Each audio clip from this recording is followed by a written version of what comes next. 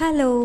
അങ്ങനെ നാട്ടിലത്തെ ഉത്സവമൊക്കെ കഴിഞ്ഞ് ഹോസ്റ്റലിലെത്തിയപ്പോൾ ഹോസ്റ്റലിൻ്റെ അടുത്തുള്ള അമ്പലത്തിൽ ഉത്സവമായിരുന്നു.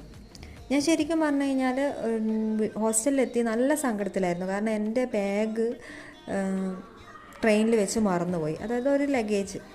അതിലാണെങ്കിൽ വലിയ ഇമ്പോർട്ടൻ്റ് ആയിട്ടുള്ള കാര്യങ്ങളൊന്നും ഇല്ലെങ്കിലും എനിക്ക് ഏറ്റവും പ്രിയപ്പെട്ട ഒരു ബാഗായിരുന്നു. അതിൽ കുറച്ച് ഫുഡ് ഐറ്റംസ് ഒക്കെ ഉണ്ടായിരുന്നു. അതങ്ങനെ നഷ്ടപ്പെട്ടു. അതൊക്കെ ആലോചിച്ച് ഇങ്ങനെ സങ്കടപ്പെട്ട് റൂമിലിരിക്കുകയായിരുന്നു. അപ്പോഴാണ് ഈ ചെണ്ടമേളവും അതിൻ്റെ സൗണ്ടൊക്കെ കേട്ടത്. പിന്നെ പിള്ളേരൊക്കെ പോകുന്നുണ്ട്. അപ്പോൾ എന്നെയും വന്ന് വിളിച്ചു, ചേച്ചി വായോ എന്ന് പറഞ്ഞ്.